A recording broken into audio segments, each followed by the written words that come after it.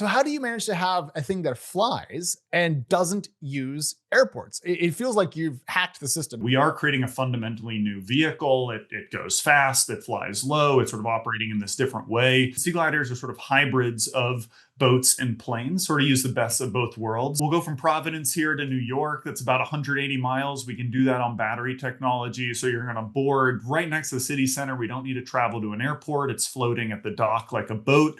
Then we're going to hydrofoil through the harbor or through the bay. We're going up to about 50 miles an hour on those hydrofoils to maneuver through the crowded waterways. We take off from those foils, so it's float, foil, fly. This is exactly what I was hoping to get, because I do go to New York and currently it takes 3.5, 4 hours on Amtrak when the trains are on time, which just seems archaic in the extreme and unimproved since like 1860. The technical hard part of what we're doing and why we can only do this now with electric propulsion and digital flight control systems. Where are we in terms of progress? This Week in Startups is brought to you by Pipedrive. Bring clarity and control to your sales process with Pipedrive, the #1 CRM for small and medium-sized businesses. Supercharge your sales today. Start with a 30-day free trial. Pipedrive.com/twist. LinkedIn ads. Start converting your B2B audience into high-quality leads today. Launch your first campaign and get $250 free when you spend at least $250. Go to linkedin.com/thisweekinstartups to claim your credit. And Sentry. Your team should be focused on shipping features, not chasing down bugs. New users get 3 months free of the business plan, which covers 150,000 errors. Go to sentry.io/twist and use the code TWIST. Welcome to This Week in Startups. This is Alex. It is Friday, November 7th, 2025, and we have 3 awesome interviews for you today. That means 3 Twist 500 startups, 3 founders, and 3 chances to learn from some of the best out there today. First up on the show, Regent. It's a Rhode Island-based electric boat, hydrofoil, airplane startup that could shake up both how people commute today and also play in the rising startup defense market. I love this company. Then Convexia, a self-titled AI-maximalist pharma company. It wants to mine IP and bring drugs to market that may be overlooked with a commercialization twist in the near term that I absolutely love. It's brilliant. Then to close off, Archil. They're building a tool that helps developers interact with cloud data as if it was local, something that matters quite a lot in the AI era because companies really want to bring their own proprietary data to bear, but may not have it on site. I learned a lot. I hope you do too. 3 interviews. Let's start with Regent now.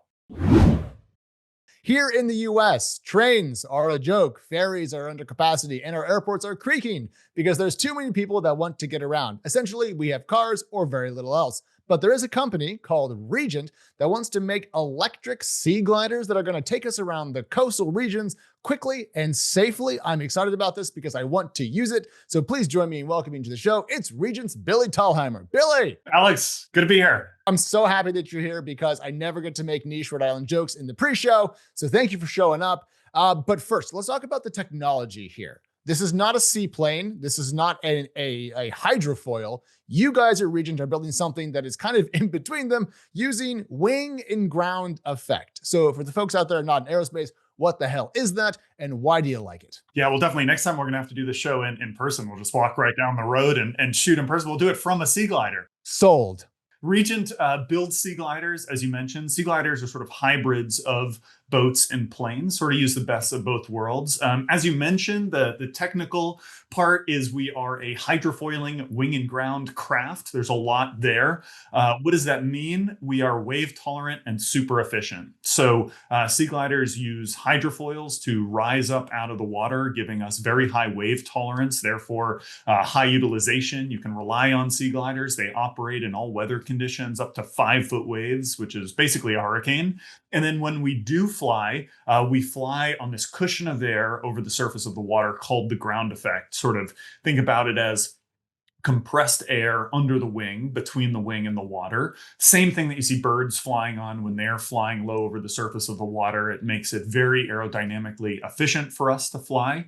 And that allows us to get very long range on battery technology, 180 miles on our battery electric version. So overall, there's a lot there. We float, foil, and fly. We operate in all 3 modes. Okay, so I presume that I start floating at rest, and then I'm foiling at middle speeds, perhaps, and then I'm flying a couple of feet, I think, off the ground or off the sea, I suppose, at peak speed. That's exactly right. We'll go from Providence here to New York. That's about 180 miles. We can do that on battery technology. So you're going to board right next to the city center. We don't need to travel to an airport. It's floating at the dock like a boat. Then we're going to hydrofoil through the harbor or through the bay. We're going up to about 50 miles an hour on those hydrofoils. We're using technology from America's Cup and Sail GP, these advanced racing yachting worlds to maneuver through the crowded waterways.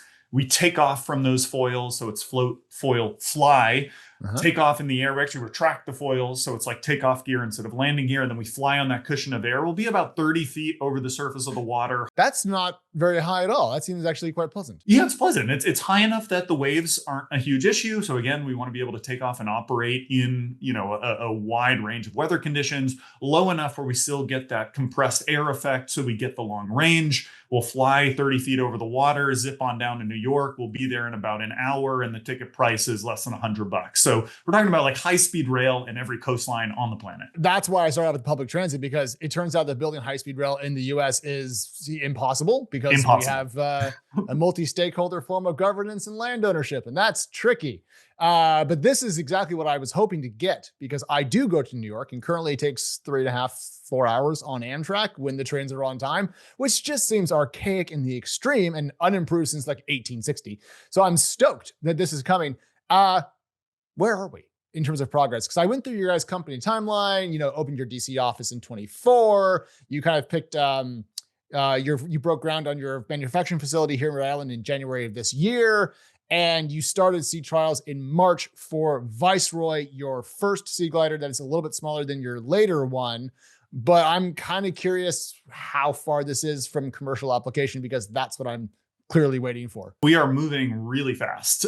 So as you mentioned, that Viceroy Seaglider prototype is in the water right now, undergoing sea trials. We started that in March. Viceroy is our first product. So that carries 12 passengers or 3,500 pounds of payload on our cargo and logistics missions. Viceroy prototype is in the water right now. The hard part of building this machine that floats, foils, and flies is that we're simultaneously building the fastest hydrofoiling boat on the planet.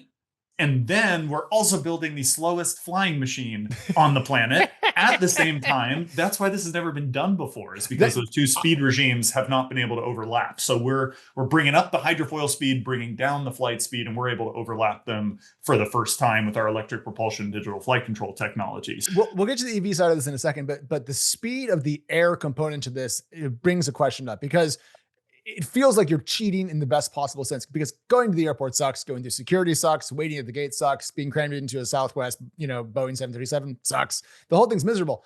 So how do you manage to have a thing that flies and doesn't use airports? It feels like you've hacked the system. So is the low speed a component of that? It's actually the low altitude on that front. So the low speed allows us to use the foils. There's sort of a top speed of the foils. Water's 800 times more dense than air, right? So you can only go so fast through that. And then there's a low speed of landing, which is you need enough air going over the wings to generate lift. So that's why you see we have that distributed propulsion system, a lot of different propellers lining the wing. We're sort of blowing air over the wing, tricking it into generating high lift at low speeds. And in so doing, we can slow down that takeoff speed and for the first time overlap it with the hydrofoil speed. So that's sort of the technical hard part of what we're doing, and why we can only do this now with electric propulsion and digital flight control systems. How do you have so many propellers, right, pushing so much air to create enough lift to make this happen, but not end up with a lot more forward speed?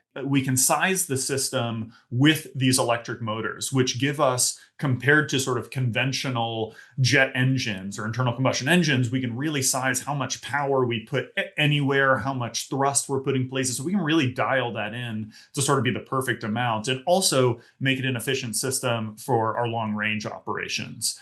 So that's sort of the big unlock, right? We can do these unique configurations, and we can distribute propulsion wherever we want it, and we can dial it in with electric motors and batteries. I've been working with and investing in founders for so long, I've got supernatural startup powers. For example, I know your team is spending too much time on debugging. Your engineers are chasing down bugs at 1 a.m., 8 a.m., and every time in between instead of building amazing new features or pushing fresh code. Just admit it. You'll feel better. The reality is, from time to time, your code is going to break. We all know that, but it doesn't have to be the end of the world. Now there's Sentry. They're the one-stop application monitoring platform that's not just going to tell you, hey, something's broke, but what specifically happened, where, and most importantly, why. Plus, they've added Sentry logs. So now when something goes wrong, you get a complete report. No more random jobs that just don't run. No more tab hopping, just actionable information with tons of context. And that means faster fixes. And we want to give you 3 months free of Sentry's team plan. That's right, FREE, just for being a loyal Twist listener. That covers 150,000 errors. Just go to sentry.io and use the code TWIST. That's SENTRY.io. And make sure you use that code TWIST so they know we sent you. To me, this is competitive with trains for sure.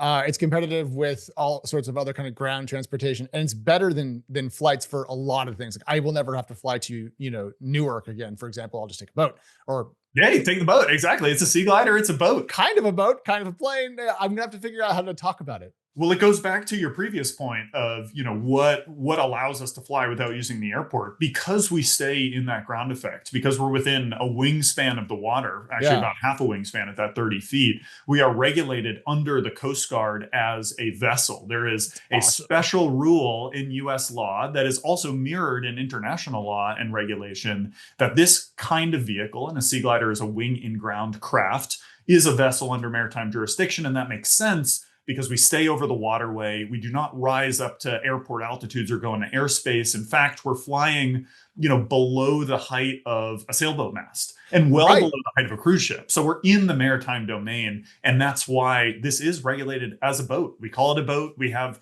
a lot of boat builders on the team. Here in around Rhode Island, there's a lot of boats, so you'll have to deal with traffic. You're also talking about a deal. You guys did a joint venture with the UAE to, quote, bring manufacturing and aftermarket services for Viceroy and similar to the UAE. Lots of boats there. So how do you handle regular maritime traffic when you're going a multiple of the speed of any ship that might be in and around the Viceroy's area? You mentioned the boat builders in Rhode Island here, and that's actually one of the reasons why we're here.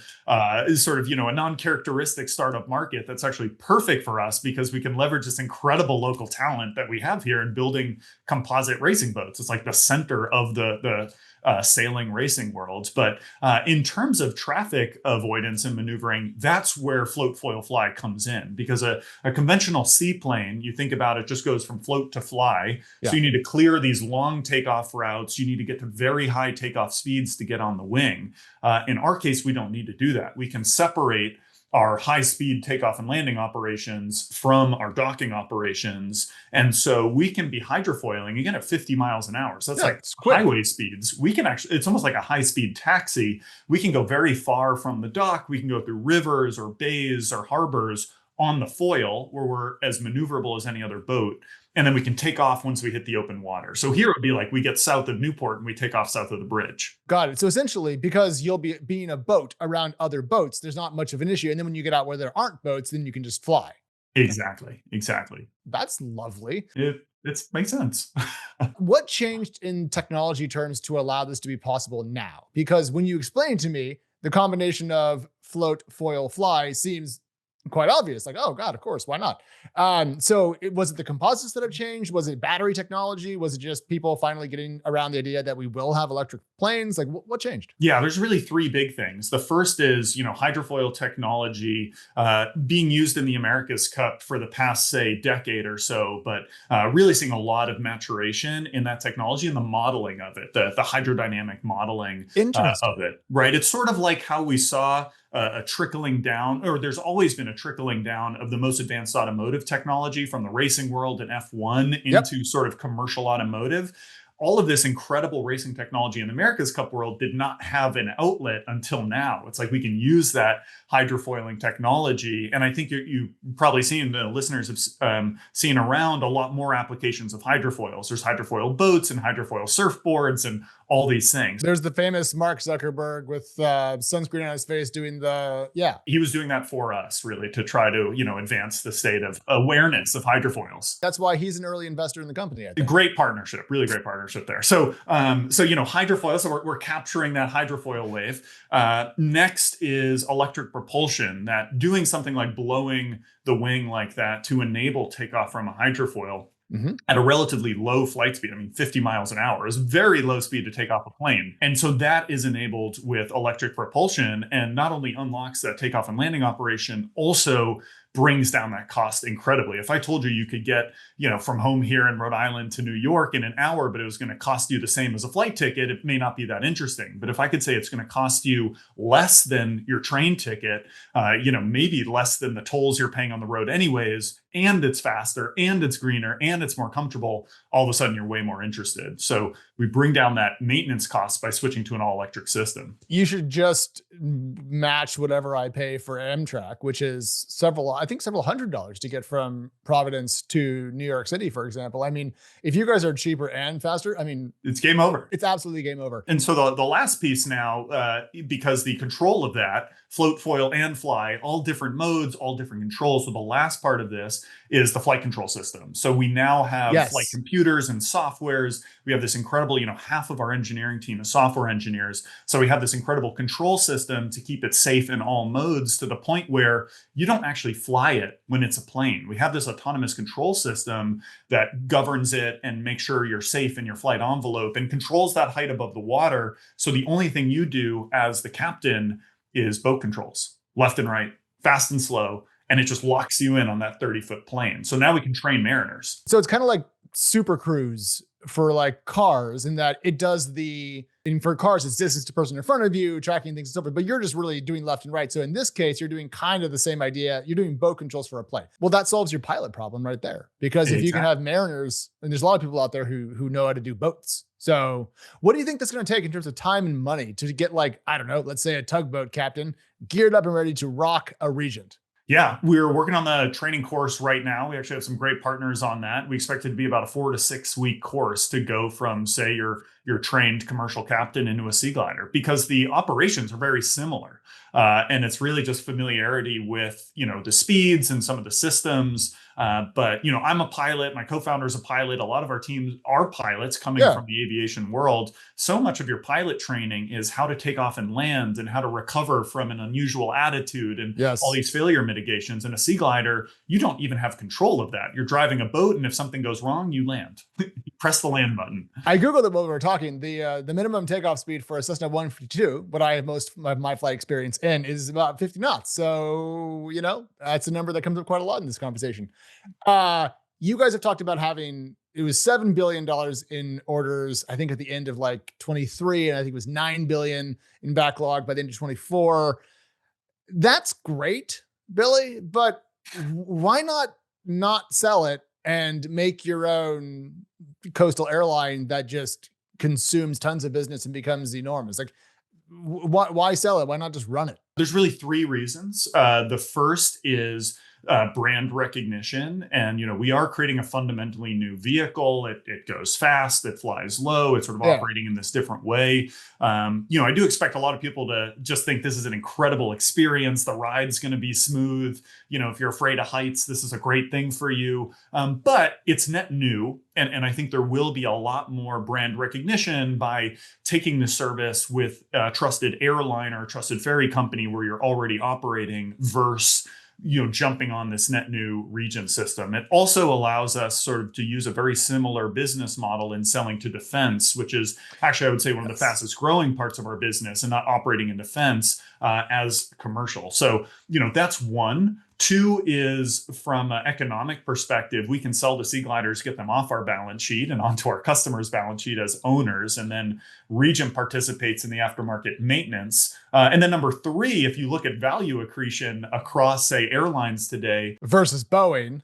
Exactly. If you look at Boeing and Airbus and all of the tier 1 suppliers, the engine companies, avionics companies, significantly more market cap and value there than there is in all of the world's airlines. So that took us down this road. What is the United Airlines price sales ratio? Airline's tough, and airline's a tough business. We're going to help though. There's much better margins in operating Seaglider lines. So those entrepreneurs out there that are interested. Founders, listen, if you've got a B2B company and you're marketing your product or service to other businesses, you need to use LinkedIn ads. Otherwise, you're wasting your time and you're wasting your money. LinkedIn isn't some random social network where everyone's using a fake name and posting nonsense. It's a network for professionals. LinkedIn knows who the big players are and who the key decision makers are in your vertical based on the data they're already collecting. Everyone's on LinkedIn. Me, you, everyone. The platform has more than 1 billion members, and that includes those 10 million C-suite executives. And that's the kind of reach you need to grow your business. LinkedIn's advertising tools aren't just throwing your messages around for anyone who's clicking. No, B2B marketers report 2.5 times higher returns on ad spend on LinkedIn compared to other social platforms. That's why my firm Launch advertises our own projects on LinkedIn. We want to reach people who are actually doing exciting work at real companies, not randos, not bots, not trolls, real executives. So here's your call to action. We've got a special offer just for Twist listeners. Launch your first campaign and get $250 free when you spend at least $250. That's 1 for 1. Go to linkedin.com/thisweekinstartups to claim your credit. linkedin.com/thisweekinstartups. Maybe the better question than Billy is, do you think there's going to be eventually companies that specialize in using Regent craft to run what we might call regional sea routes? Because United guy, shout out United, they've flown me so many miles, but I'm not quite sure I need to have United run my Providence to New York City, Regent craft line. I mean, we are already seeing it. We're seeing, so, in that order book, which is now over 10 billion, including firm orders, we're one of the few companies in the space where we're taking substantial non-refundable deposits, millions of dollars worth of these non-refundable deposits that Regent is using to subsidize the build of these vehicles and actually non-dilutive capital for us, which is fantastic. What's the list price for Viceroy when it comes off the manufacturing line? So we haven't been public with the list price. We have an awesome sales team that's going out there, but I will say it's sort of between a Cessna Caravan and a Twin Otter. We're sort of in the middle of the size class. Our payload at 12 passengers and 3,500 pounds is right in between. And so your upfront cost for the vehicle, for the Seaglider, is right in line with those competitors. And then the operating cost is half of those competitors. So huge value in that operating cost. But yeah, so we're seeing entrepreneurs put together now Seaglider lines, and some of our orders are from net new operators that are saying we are forming to operate Seaglider. So we have the airlines, we have the ferry companies, we have energy companies and oil and gas companies, we have hotels. No more helicopters out to oil rigs. It's a big market. That's a huge market. Exactly. And then one of the biggest ones is actually defense now too. That's buying these. We're with the Marine Corps. We've been working with them for 3 years. We have $15 million worth of contracts with them to do this experimentation. And so the great thing is, I think it's hard to be a dual use company, but what we have here is an asset that actually works for both of these customers in very similar ways. Briefly, what is the defense application for the Viceroy? Because I can absolutely see it as a way to maybe move people between Navy ships, but I don't see as many obvious applications for it as I do with, say, unmanned aerial drones. So just fill that in for me. We really started with the Marine Corps on the mission of high-speed logistics and contested logistics, which is moving around island chains. We're sort of in the secular shift from desert operations, Afghanistan, Iraq sort of conflicts, to now distributed maritime operations, South China Sea, right? Exactly. Big island chains, long distance. We need more boats. We need faster boats. The boats we have today are slow. They're easy to hit with missiles and things. And the aircraft we have today, drones included, are still fairly expensive. And if you need the range to go between islands,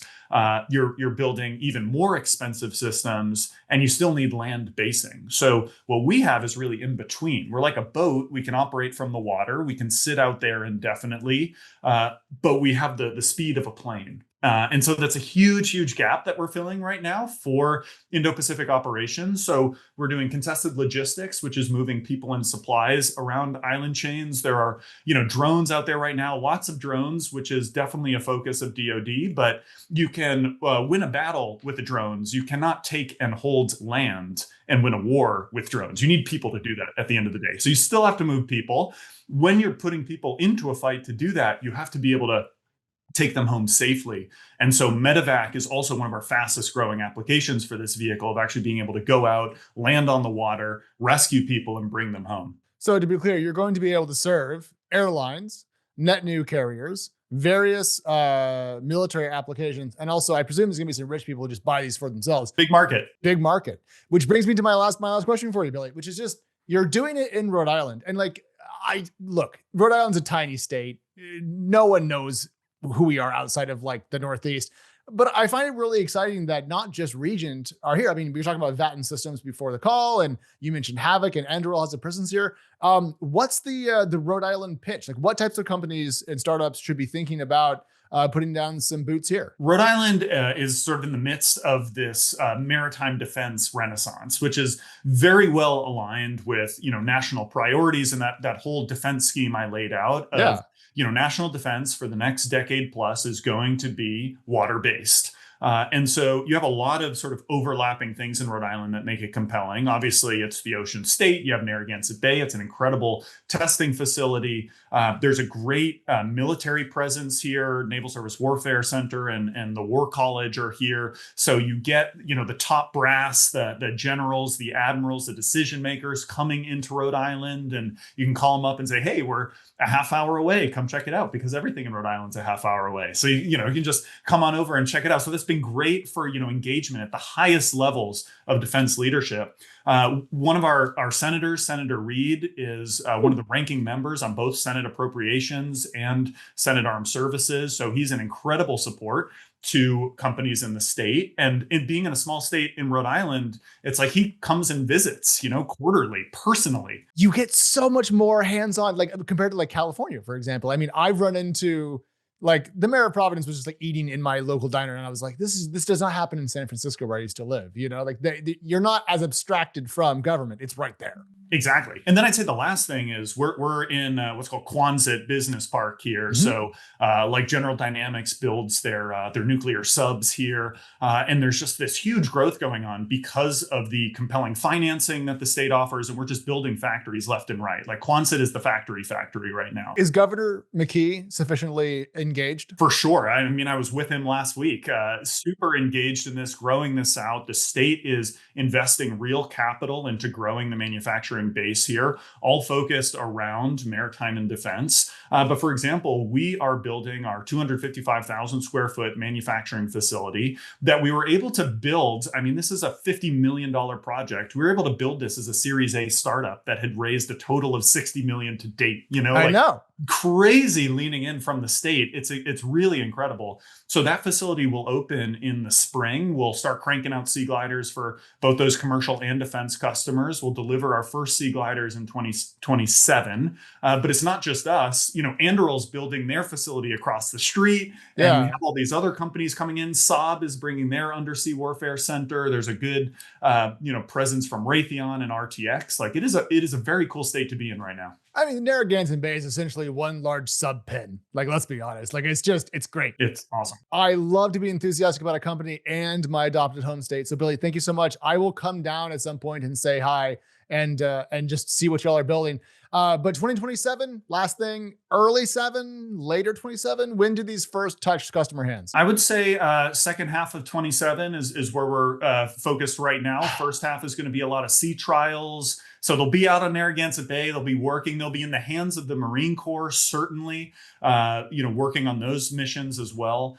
Second half is those 27 deliveries. Can I come on a sea trial? You got to come out. Yeah, come on over. Just walk here. I think I will get in my EV and drive down, but I would love to see this before it's fully baked and such, because I'm a huge dweeb for both airplanes and boats and getting places faster than Amtrak. So a pleasure. Billy, it's regentcraft.com, and any job you're looking to fill, you want to shout out while we have you. We actually have a ton on regentcraft.com/careers. We're growing right now. We're looking for technical support on building the prototype. We're going to start to build our manufacturing team very soon, as that building's soon to be open. So definitely go to that website there and check out careers. And we have a bunch of cool videos too. So Billy, you're the best. Thank you, man. We'll talk to you in late 26, early 27. Hopefully before then. We'll get you on the Seaglider before then. You can be a brilliant founder with a great product, and you can have an amazing team, but it means nothing if your sales process is disorganized and if customers are slipping through the cracks. Trust me, if your pipeline's a mess, you're going to spend way more time getting organized than talking to customers and closing deals. If this sounds like you, write down this name, Pipedrive. They're the #1 CRM for small to mid-sized businesses like me. I use Pipedrive and have for almost a decade. It brings your entire sales process into one simple, elegant, and central space. That's why the sales team here at This Week in Startups uses it day in and day out. You just drag deals along your pipeline and you're good to go. Plus, they've got some amazing new AI integrations, generate sales reports with advanced metrics and personalized suggestions based on where your company is struggling, and automate your sales conversations with AI-generated prompts. And when you use my link, you're going to get a 30-day free trial. No credit card, no payment needed. Go to pipedrive.com/twist to get started. If you listen to the show on a regular basis, you know we talk about AI probably too much. But one thing we talk about in the realm of AI is agents, little things that can go out there and do stuff for you. This usually comes up in the context of SaaS or enterprise software or something incredibly boring like expense reports or, I don't know, refactoring your spreadsheets. But there's a startup out there who wants to use AI agents to find old, unused bio IP, test drugs out, and maybe bring them to market. It's a really interesting idea. I love the company, and I wanted to learn more about both how it works and how fast it's going to change our world. So please join me in welcoming to the show. It's Ayaan Parikh from Convexia. Hey, how you doing? Hey, doing good. Thank you so much for having me, Alex. Looking forward to chatting with you. My pleasure. I just love to talk about AI in a context that isn't like trading or something involving enterprise SaaS. It's such a nice Right. change. So Convexia, as far as I understand it, essentially wants to use a series of AI agents to find unused IP or just leftover ideas, vet those ideas, run business queries about how popular or commercially viable those drugs could be, and then help bring them to market. Is that fair? Yeah, pretty much. So we're looking at all types of drugs. They could be really early stage drugs that are just sitting in labs. They could be shelved assets that are, sitting in the shelves of these small, mid, or big pharma companies, or they could just be things that have been overlooked. We evaluate the science viability, the clinical viability, and the commercial viability to score which ones have the highest chance of succeeding and which ones can save the most number of lives. And why are those the most two important metrics? Because I could think like speed to market or number of people you could impact, maybe on a non-life-saving basis. That would also be good vectors to judge against. Yeah, so I mean, when you consider like what will bring a drug to market and what will make it succeed, there's generally, or the way that we think of it is like what will cause a drug to fail, essentially. And the three reasons drugs will not come to market are because either it's not safe and effective in human bodies, either there's too high of a clinical risk, meaning like there's some manufacturing problem, or just running a clinical trial is really, really hard.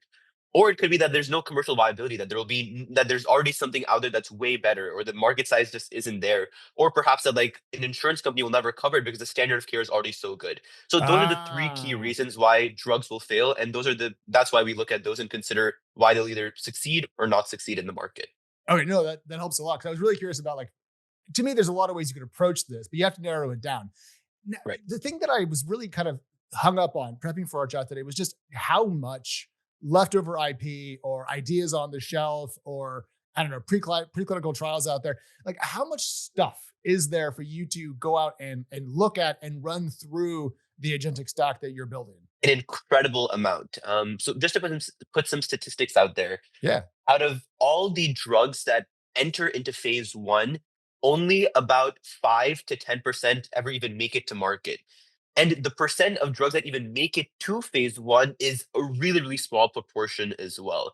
So the point being that there's a whole bunch of preclinical drugs that are never making it to clinical trials, and that even when they are entering clinical trials, many of them are shelved for reasons beyond just the molecule not being good. For example, the clinical trial might not have been run the right way, or a company might just have a change in strategic incentives or in strategic alignment, and now they just have this really cool drug that's just sitting on their shelves. So there's many, many examples I can list off as to when a potentially life-saving drug was just sitting preclinically in a lab for really, really long, or from where it's just sitting on a shelf even after entering clinical trials. There's a lot of examples like that, and I think as AI drug discovery continues to increase, the number of drugs being produced will simply continue to increase.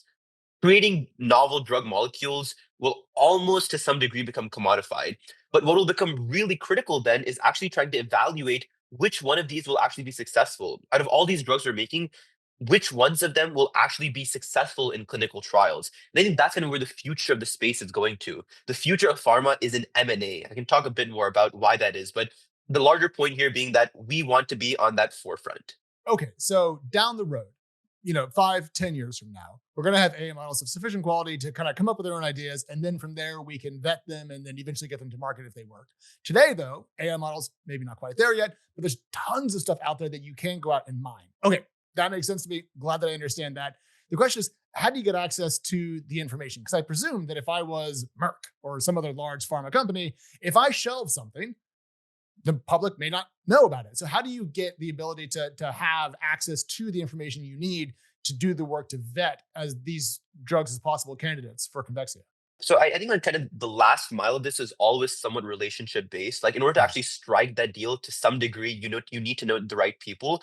However, in order to like even start those conversations without already being in that circle, there's still a lot of predictive work that you can do to understand what is shelved and what was being pursued at some point. For example, you can mine company reports. You can mine how much a company is manufacturing certain molecules. You can mine patents. There's a lot of information that you can look at to predict what is being pursued and what is not being pursued. And we've built our models to be able to do that and predict which drugs will, are up for market or are up to be sold or out licensed, which ones are just sitting there and which ones are actually being pursued right now.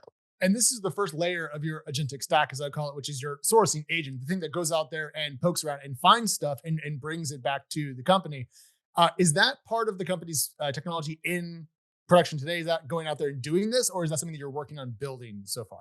We've done this. So we're not only using this in-house internally, but we've also sold this technology out to some customers as well. As we kind of talked about, it's not only does it mine both structured and unstructured data, but it's also kind of hypothesis generating and thesis aware, which is how we compare to a lot of these other, typical competitive intelligence tools. That's really the alpha that we generate compared to those. Essentially, you better understand not only biology, but also the pharma industry. And so with that information, you can just make much better guesses. Exactly. Then comes the next thing, according to your rundown, which is the scientific agent. And this uses a number of, as far as I can tell, just like AI bio models. I'm not as familiar with how fast those are advancing. Can you give me just, I don't know, a state of the industry, if you will, for that part of AI? I guess the gold standard for a lot of these in silico tools has for the past years been physics-based models. Yeah. And that's been pretty true for a lot of, the entire world of computational biology and computational chemistry.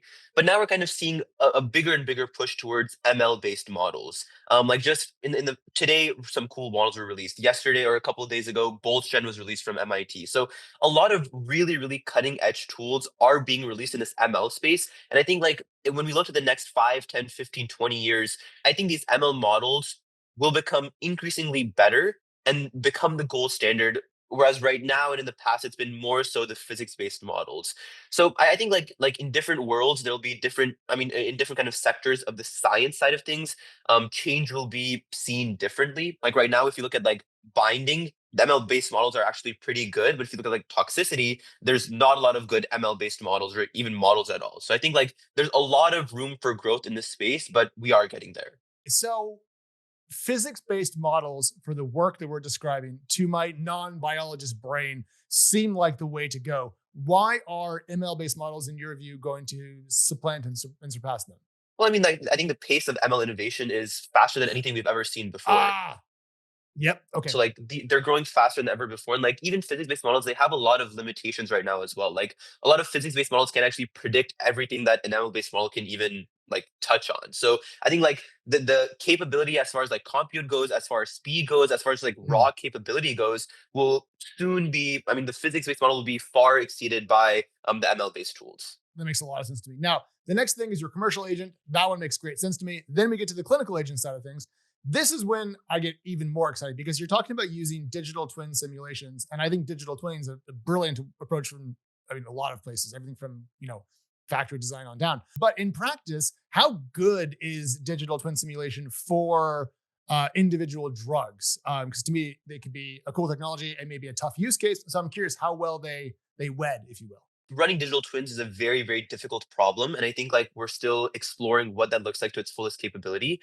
I think like kind of where we're starting is by not trying to boil the ocean and like, try to create these digital twin simulations, but more so starting with like, okay, how can you understand the manufacturing? How can you understand the patient stratification? How can you understand even the trial design? Right? These are all small components of clinical trials that might lead to to a clinical trial failing, but aren't like the whole digital twin in itself. So I think like the way that you eventually build to like being able to run a digital twin is by starting off with smaller components, and that's what we're focusing a lot of our time on right now. So if we go from sourcing through science, through commerce, through the clinical agent, and we get all the way to a phase 1 trial, and you said earlier that 5% of drugs make it through phase 1 more or less and you get out on the other side? No, so 5% make it to market. So 5% of make it to like through phase 1, 2, and 3. When you guys have this full pipeline in place, how much better do you think you'll be able to do on that 5% from start of phase 1 through production? I think significantly better.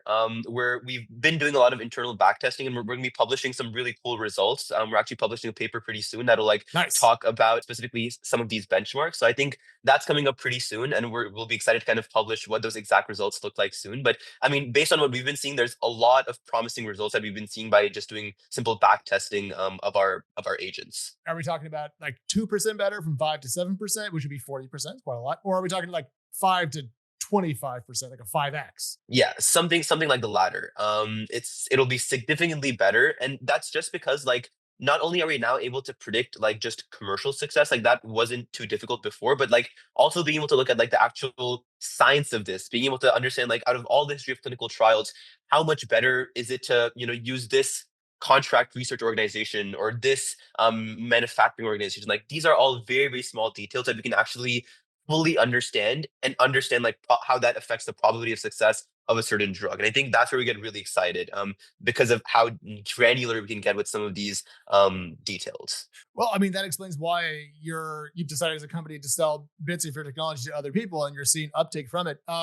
What does your customer base look like today? Are you selling to like the pharma companies that I can name, or are you selling your technology more right now to companies that are more in the startup realm? It's not big pharma. Most of our customers are small to mid cap pharma companies, and then Okay. quite a few like investment firms as well. So think like biotech VCs, hedge funds. We're starting to work with some investment banking, like biotech IB firms as well. So that's what the primary customer base looks like right now. Is the future of Convexia building technology that you sell to other companies that then use it to bring more drugs to market? Or are you eventually going to have the full stack put in place and you're going to run the process yourself? Because I could actually see a great argument kind of for either direction for the company. I think the goal is to be like, as the tagline says, an AI maximalist pharma company. That's kind of the long-term goal. The way that we think through our company is that in order to actually bring a drug to market, you need a lot of information, you need a lot of experience, and you need the right team. And the way that we eventually get to that long-term goal is by first working hand by hand with our current set of customers and partners to understand how they do it.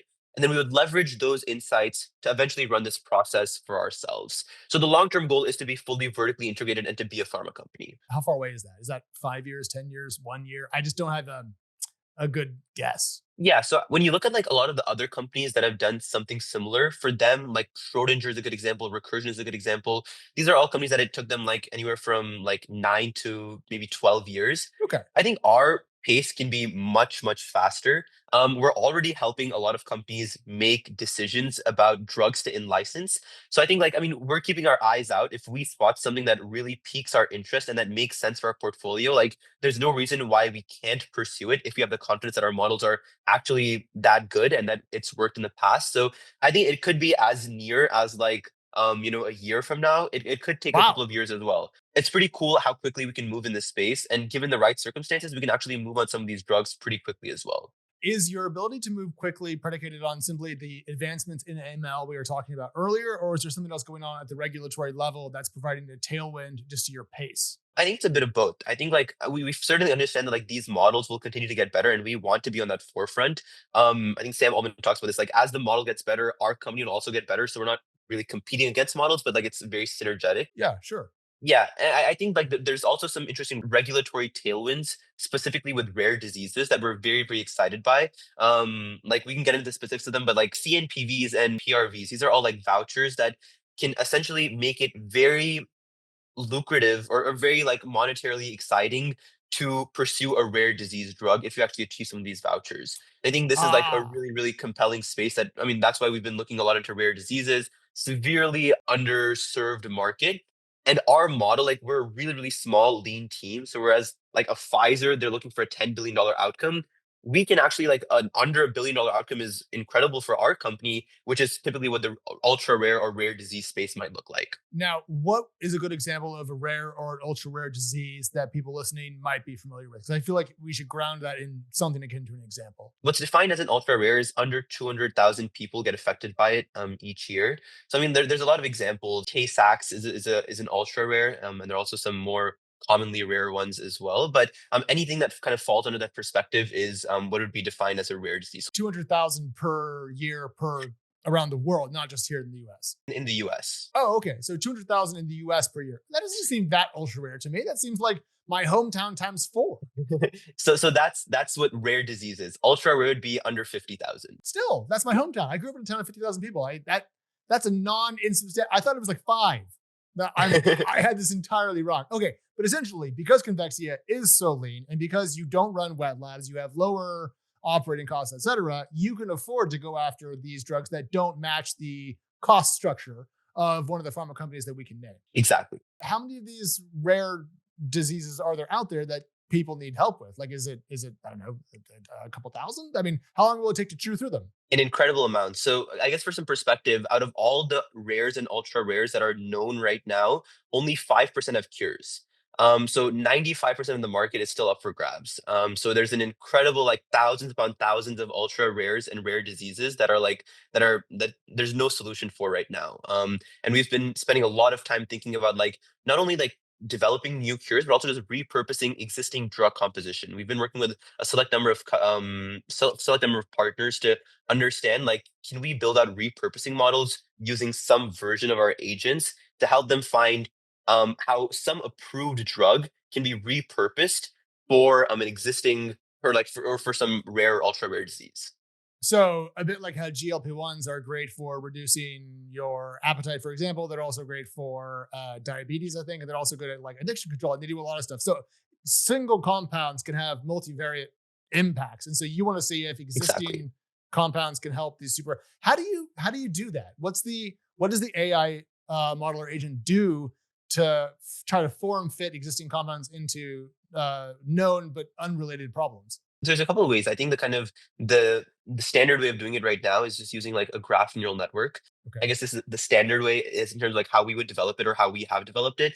Essentially trying to understand like what mechanisms is a certain drug hitting and can those mechanisms, like whether it's through off-target impacts or on-target impacts, can any of those be reapplied to fix diseases or to fix some of these ultra rare diseases? So just like cross applying, like, oh, this drug hits this mechanism, can that be used to help solve this drug? And then there's a lot of other steps that kind of go into it. You have to look at the pharmacokinetic properties. You have to look at like the dosability, the toxicity at certain different levels. So there's a lot of kind of sequential steps that go into it. But at a high level, it's like it's a version of like making this puzzle based on all these different pieces of information that you have available to you. Okay, but if we have improving models, if we have agents that can do more and more, we're able to collect the data and do a lot of work outside of the lab to see what might be functional, and we can go after lower commercially viable drugs. It sounds like if Convexia ends up winning, we could tackle quite a lot of these rare and ultra rare diseases in the next 5 to 10 years, which would revolutionize quality of life for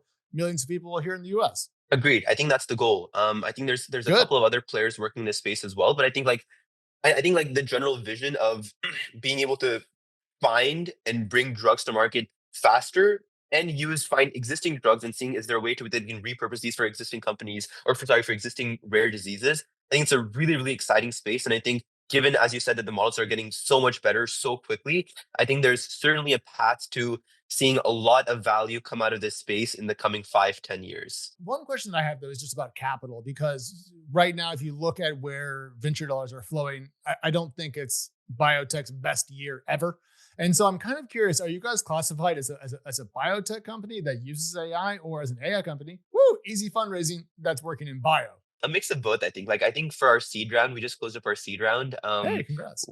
Thank you. So that was, I guess, more so the latter, like an AI company that's being used for bio. I think like as we transition over towards becoming a pharma company and actually like having an asset pipeline, I think we'll transition more towards like the kind of the bio side of things, the bio side of the spectrum. But I think right now it's more so oriented towards like being an AI company that is being applied for the bio/pharma space. I love this. You're giving me actual hope for the future that when I get old and need help, there'll be much better things there. So thank you for that. Two things before I let you go. One, what is the place people can find the company online? And also, in case you want to shout it out, is there a job you're looking to hire for and having a hard time finding the right candidate? They might be listening to the show today. Of course. Yeah, convexia.bio is our website. So we have a lot of information about the company there. And of course, all the socials are linked as well. We're looking to work with AI ML people. I mean, as is everyone, that are very interested. Good luck. That are interested in the bio and health space. So if you're interested or working in that space, but would love to chat. We love making great conversations. And if you're interested in hiring or interested in getting hired, even better. All right. Well, thank you so much, my man. And when you have your next milestone, whatever that is, come back and tell me about it, because I have an eye on you guys. I think you're on something big. Thank you so much, Alex. I really appreciate it. I freaking love data companies. I love companies that store it. I loved Box. I loved Dropbox. I've known Databricks for so long. I think I actually grew up with that company. But that does not mean that we have solved the problem of information in the cloud and using it. And that brings me to the startup we're talking to today. They are called Archil, Archil, and they have a very interesting, may I say, innovative way to ensure that you can access your cloud data very quickly as if it was local. How does that work? How is it going to make money? Let's find out. Please welcome to the show. It's Hunter Leath from Archil. Hunter, hey, how you doing? Great. Thanks for having me, Alex. Dude, my absolute pleasure. So let's start with, did I get that right? At a very, very high level, Archil wants to make it possible for me to interact with my cloud data, say on Amazon, AWS, as if it was local to me. Therefore, it's faster to access and just easier to work with. Fair? That's right.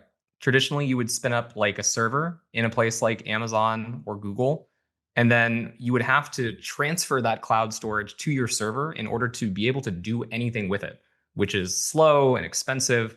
And so we've cut out that step completely and just made cloud storage appear local. So for folks out there who are not deep into the storage weeds, instead of having to drive to a place and put something in my car, drive my car home, and then walk back and forth to my car, it's essentially already in my living room. And you guys make that possible via some tech that we'll get to in a second. But fair? That's exactly right. Now we can go kind of one level deeper. You've created a caching system. And this is where I begin to have questions, because I get caching for sure. And I get the idea of having a cached copy of something that you can access more quickly. But where does the cache live? And you still need to get all the original data from, for example, S3. That's right. So we, in the general sense, like to put everything in the same, we offer like a SaaS kind of model, where you sign up with us, you get access to our mega shared cache, and we only bill you for the amount of data that you're actually using. So you don't have to worry about any infrastructure to take advantage of the performance benefits and the cost savings. How does the caching element of this work? Because that seems to be kind of the magical thing you guys are bringing to existing S3 customers, for example, to make their data more accessible. So maybe give me the idiot version and then the actual version in sequence. We effectively, if you think about S3 or cloud storage in general as this low cost, slow storage, there is also high cost, high performance storage you can buy, which are traditionally like the SSDs that you might have in your laptop. We run a fleet of servers with those drives attached to them so that we can serve the data that's in the cache really, really fast. And then we have a bunch of magic on the back end to effectively predict what kinds of data you're going to need, so that you're never waiting for us to go to the cloud to download that data for you. How effective is that intelligent pre-caching? Because my concern would be if I'm paying for this as an active gigabyte per month, and we'll get to pricing in a minute, I would not like you to pre-cache more stuff than I need and therefore possibly incur either a higher bill on my side or unnecessary costs on your side. Yeah, I think that's right. And so what we aim to do is effectively make our service as simple as possible for anyone to use. This strategy is used by every company out there. Databricks, Snowflake, Netflix. Everyone is effectively trying to cache data out of places like S3 to make it more accessible. And so we want to make that available to people. But then there's this next level of configuration around what if you know what you want? What if you don't want us to pre-cache? What if you're cost sensitive? That we can expose as knobs to our customers who care about that level of detail so that they get exactly the experience they want. So essentially, I might be able to tell Archil in the future that, hey, don't pre-cache too much. Let me just kind of walk around and tell you what I need. And then you guys talk a lot about data being available effectively instantaneously. I presume that's after you've taken stuff out of S3 and then put it into the Alex Incorporated cache. It is, yes. Okay. But there's a different model of accessing the data in our system than before. Whereas if you were using, say, a 10 terabyte folder that was in S3 before, generally you would have to download this entire 10 terabyte file in order to use any of it, which backed everything up in your system. Okay. And what we've done is we make it possible for your applications to go ahead and use the data, even if it's not in the cache, and they will wait as they request individual pieces so they can get started earlier, even though we might be backfilling it asynchronously. I don't need to wait for 100% of a folder to make it over into the Archil cache. You guys will intelligently help me know what has been cached, and then I can interact with that part of the data set or part of the files in question. Okay, that makes good sense to me. Silly question, but as someone who hasn't really written code since high school, how hard was that to do? Oh, it's incredibly difficult. Because you're making it sound pretty easy. I have a question after this that I'm getting to, but I'm just curious. It's really interesting. So I built this company after spending 8 years at Amazon, working on a service called the Elastic File System, which does something similar in shape, which is offer this high performance storage in a fully elastic, expandable way. And it's really interesting if you look at the cloud companies and their offerings, because Amazon is the only company that has actually built a product in this space because it is so tremendously difficult to do. So it's easy to explain. Everyone understands caches, but it's extremely hard on the back end. That kind of answers my next question, which is why hasn't someone built this before? Because going and looking at your kind of marketing speak, 90% lower cost than using EBS and 30x lower latencies than using S3 directly. It sounds almost like a magic potion for the problems of moving data around online and interacting with it at the corporate level. Like it seems like magic. That's good. That's exactly how we want you to feel.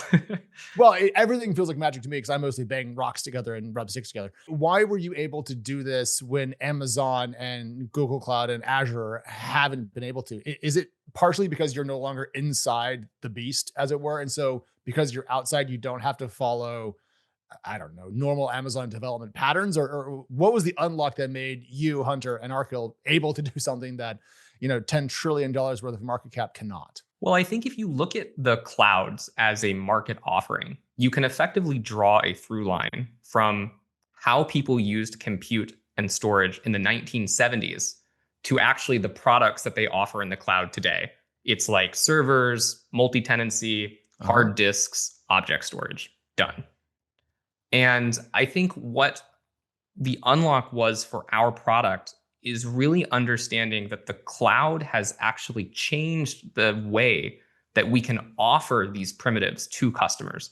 And so it's very non-obvious that this product is like A, worthwhile to build, and B, is possible to build. But you guys talk about how, everyone has to kind of kludge together a similar caching system if they want to have a similar thing today. So it seems like the need for this is pretty obvious. And I'm curious if you guys have managed to convey what you're building to the market effectively. Like, are people reacting strongly to what Archil has cooked up? Oh, yes. I think I feel very lucky to be a part of is there is tremendous demand for what we're building. And we get to collaborate with some of the largest companies on Earth, as well as some of the most innovative startups maybe working in AI that need this kind of technology and need it yesterday. So I think so. Obviously, we can always improve. And because we're such a technical product, simplifying and making it easier for people to understand is this really important part of how we think about marketing. I did complain a little bit internally. I'm like, why do I always fall in love with companies that are very complicated that I have to explain to an audience? Like, it's just like, why can't you guys just do SaaS for bunnies? You know, that'd be so much easier. A question about where you guys actually store the cached data on the SSDs or whatever. Is that also a bit of cloud technology that you're renting from one of the major cloud companies? That's right. Yes. So we actually rent servers from the cloud that have these SSDs attached to them. We then pool all of that storage together, and then we rent that storage space out to our customers at a smaller granularity. But even being on top of the clouds, we're able to effectively turn a profit on a service like this. We'll get to that, but I was curious if Amazon hates you, because I feel like you've kind of shown up to their party and been like, these people can't dance. Let me show you how. But it sounds like because you're helping, in many cases, I presume, Amazon customers better access their stored data on AWS, and you're also a customer of AWS, you're probably like their favorite person because you're doing the hard technical work for them, and they get to have two customers instead of zero. I think that's exactly right. People will frequently ask me about what it is like competing with Amazon. And I have to kind of tell them that we're not in competition with Amazon. Amazon is in this great position where they win no matter what happens because they own the underlying infrastructure. And so if we're able to unlock AWS for more enterprises that couldn't otherwise use it, or if we're able to bring these startups that are doing the new things in AI to Amazon's infrastructure, that's a net win for them. Do you guys plan to have a similar setup with Google Cloud, Azure, OCI, and et cetera, et cetera, et cetera? There's a lot of cloud providers now that are doing quite well. It's not 10 years ago when AWS was kind of the only game in town. So one, do you guys support other clouds today? Or two, is that something that's coming in next year? Yeah, and this was one of the shocking things that I found out after leaving AWS was that there were other clouds that other people used. But we are today in Google Cloud as well. We intend to be in all of the major hyperscalers as we're just following customer demand, as well as the GPU clouds that are actually becoming popular now. So your core weaves, et cetera, et cetera, et cetera. That's right. That's interesting though, because when I think about caching lots of information, I can see how a company that wanted to use its information for, let's say, RAG in an AI context would want to have access to that data. But how does it interact with a NeoCloud directly? They seem like different, related, but different conversations to me. I presume I'm missing something. No, I think you're right. And so we actually we segment the market a little bit internally, which is that there's all of these existing players, like maybe geospatial companies that are doing data analysis on imaging and bioinformatics and things like that, where they have applications that are in the cloud, but maybe need better performance or are just otherwise underserved by the storage offerings that exist today. And then there's all of this new stuff that's happening with AI that we're excited to be a part of. And that spans everything from pre-training, where people need to ingest a tremendous amount of data into the GPUs very quickly, of which there are only a few storage solutions that can support this at very high cost. And even all the way down into the kind of agent space that people are talking about today, where you need these agents to be able to crawl something like a file system in order to find out what data is available and use it effectively. Hence RAG. Okay, so it sounds like for training use cases, you want to be able to move a lot of data into a NeoCloud for training. So you'd want to have it cached for quick transfer. Fair enough.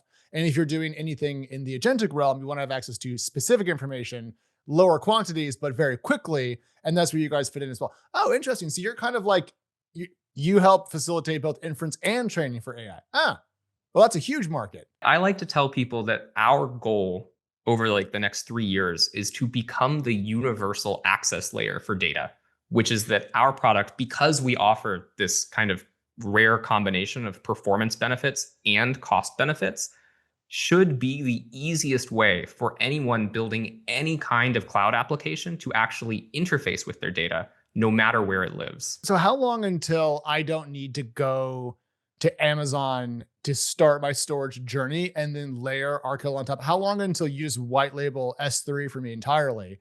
And I come to you guys and I'm just like, I don't really need to care about the cloud. I just want to have my data pre-cached and available around the world. I absolutely think that we will get there in time, but today for us, it's a matter of focus. And we are so focused on building this high performance layer on top of things that that's probably where we'll be in the short and medium term. That helps me with some timelines. Now, on the customer side, I can absolutely see why companies that are deep into the AI weeds would like to use this. But I'm curious what other company sizes, industries, sectors, whatever the right question is, are taking up Archil for their own uses. Because storage is so broad, we see our customer use cases also be incredibly broad. We see tremendous pull from enterprises that are trying to spin up research environments for their ML and AI engineers who need to collaborate and share data very quickly and effectively. We see, like I mentioned earlier, kind of geospatial and bioinformatics companies, which traditionally don't have applications that connect to cloud storage natively and need some way to bridge that gap, which we make possible for them. And let's pause you there because this is actually, I think, is pretty important. You guys use something called POSIX, POSIX, to ensure consistency and also to make it possible to treat storage served via Archil essentially as if it was local. So apps don't need to be cloud native to access it. They can treat it like it's on machine, which probably makes it more flexible. That's right. It unlocks an entire segment of applications, which is to say that traditionally S3 has this API that applications need to be written against in order to take advantage of. And while a lot of applications over the past 10, 15 years have changed to actually use S3 as their backend, most applications don't. If you think about databases or like FFmpeg, kind of the video transcoding stuff, all of these things are things that you could imagine running on your laptop against files and folders that you could see in Finder. And so we take that cloud storage and turn it into this POSIX is the right word, compatible format that can run with any application that works on a machine today. It's freaking awesome. What stops Amazon from just buying you now? Because I feel like you're going to become bigger and bigger and more expensive, but I can't see any major cloud not wanting to have this offering as part of their quiver, if you will. I agree. And, if that becomes relevant for us, it will certainly be interesting. But I think we're in a really good spot to execute on this quickly. And because of kind of the incentive structure that the clouds have around the products that they're selling today, I think it's unlikely that in the short term, anyone builds this themselves. So that's a very interesting statement. Unpack that for me. What are the incentives that are pushing back against them building this? You can be rude. You don't work there anymore. I have tremendous respect for my people who are working at AWS and Oracle and all of these places. Here's the boilerplate, kids, in case the startup fails. Andy, take me back. But because these clouds in the storage realm today generally sell object storage like S3, which is something that is billed per byte used, it is very low margin for the cloud. And then in addition to that product, all of the hyperscalers also sell effectively a hard disk kind of product where when you launch a server, you tell the cloud how much storage space you need on that server, and they provision something that looks like a hard disk. And you pay, in this instance, for the amount of space that you asked for, not the amount of space you've used. This is one of the core things you guys put out as a developer sticking point, as something you're trying to solve by making it essentially elastic. That's exactly right. And so if all of these clouds are making billions of dollars on effectively the unused space that's on those disks, it's very unlikely that they would want to spend a tremendous amount of R&D to get rid of that extremely high margin income stream. That makes a lot of sense, especially right now when technology companies are at once their most profitable and their poorest because they can't afford anything. Let's talk about costs. So for folks out there who have not looked up the S3 price list recently, if you're curious, for S3 Express One Zone, it's about 11 cents per gigabyte. You guys are currently charging about 26 per quote active gigabyte per month. It does seem like you're not charging that much because if you have to pay for S3 yourself to a degree or compute, There's only so much margin there, Hunter. So tell me about the economics of this and how it works. I think that's right. And this is another reason why a lot of companies are not super interested in building storage solutions, is because it's not your high margin SaaS play where costs and revenue are completely unrelated kind of a thing. We are selling, much like the AI companies, effectively something that has costs of goods sold that we have to deliver actual margin on top of. COGS plus margin, that's how it goes. So that's right.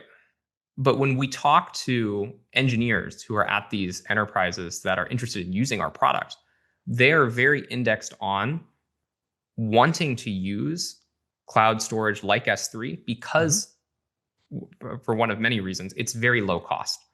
And so they want, in the default case, to only pay the costs that they would have for storing that data in S3 if nothing else is happening on the system. And that would make it a good design. So when we think about charging, our pricing is directly tied to what our customers are doing. If they're actively using that data and we're caching it and we're facilitating access for them, we're charging them for it. If they stop using their data, it's no longer in our cache, we charge them nothing, and the data is just on S3 for them to use as if they only used S3 in the beginning. So there is enough margin there for you, and it's positive for customers because they're just not paying for unused capacity, unlike the current object-oriented storage system set up by the major clouds. So you're more developer-friendly and you're speedier. That's right. Pretty good combination of things. It does seem, though, that companies over time will sometimes try to take a bit of margin back, a bit of a customer surplus. How are you guys going to avoid becoming the sort of company that puts ads in consumers' video subscriptions a la Amazon? It's funny. It's kind of hard to put ads on someone's file system, though we have, thought about what that might look like. Don't do that, please God. I think that for us, the story is the same as it is for something like any AWS or Google Cloud or things like that, which is that storage is a place where we start. And then we want to provide services on top of that that might be more valuable to our customers.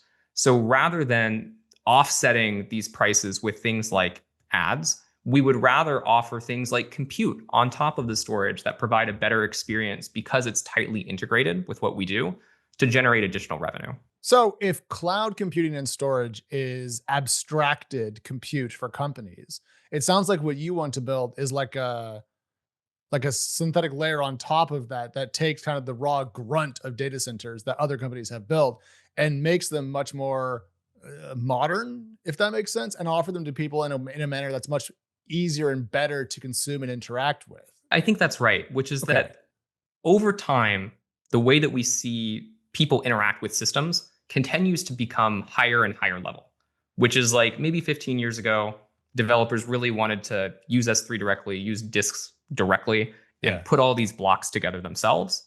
But, now people expect higher level primitives. They want to just use Vercel and send us some JavaScript and have that work. And so I think that you'll see the same arc on this backend data intensive work, like even Databricks, where people just want to ship a problem to us and have us solve it for them in whatever way makes the most sense. Well, being pretty darn asset light, because you're not making your own data centers, you're not buying land, you're not trying to get power generation sorted out. You kind of get to lean on what has been built and take it a step further. I really like that. Last question for me is, you guys raised some capital. I think it was in June or July of this year. I think Felicis led that. Who was your lead investor? So Stasia at Felicis. I love Stasia. She's fantastic. One of the smartest VCs that I've ever met, actually. She was at Redpoint before, right? That's correct. So how much capital do you guys need, though, to take this as far as you want to in the next couple of years? I ask because I've talked to a lot of companies that are raising amounts of money that don't seem to track with their needs. And so I'm just kind of curious, like what will it take in dollar terms to get you through the next, 3 or 4 years? I think it's hard to say. And I think like there is obviously a spectrum of companies that you see today, from all the way on the left, like light capital requirements, your traditional SaaS, where there's not really any costs outside of R&D, to all the way on the right, where you're building a foundational model and you need to, go buy $1 billion of NVIDIA chips. We're neither of those things. We're somewhere in the middle, which is because we're offering storage as a service, and storage is something that both the capacity and the performance and the safety actually scale with the number of servers you have, we have a fixed cost to actually appear in any region, which is why we're only in a couple regions in AWS and GCP. I see. You have to, okay, right. You have to provision or kind of take onto yourself a certain amount of, let's call it flash storage or whatever. And so if you replicate that in every single AWS instance, that's very expensive. Or region, I mean, sorry. Yes. And so we do have capital requirements. They are low compared to obviously model training or data centers or energy. Yeah. But we hope to raise more capital over time to be in more places and then fund more R&D into the higher level services that we chatted about. I'm even more excited about the company now. Where can people find you on the internet, and what is a role you are hiring for you would like to shout out to the audience in case there's the right person listening? So you can find us at archil.com, ARCHIL.com. If you've heard this and decide you already need the product, we also have disk.new, which you can go to and just immediately get logged in and set up with something that gives you high performance storage. We're also on Twitter and LinkedIn, of course. As far as open roles go, everything for us is engineering, as may or may not be a surprise to you. I'm blown away by that revelation. No marketing people? You're not hiring on the GTM side yet? Not yet. I think that if you look at companies like Modal, for example, which are this kind of high performance compute platform, one of the things that they did well early on is just focus exclusively on engineering. And if you get the best engineers, you can grow the product and then fill GTM in later. And I hope we take the same playbook. I think that's the right way to go in your case, because you have to sell to developers who are famously relaxed, casual, and not picky whatsoever. That's right. Hunter, an absolute pleasure. Thank you for teaching me so much. Good luck. And I'd love to have you back in 6 or 9 months. Thanks so much, Alex.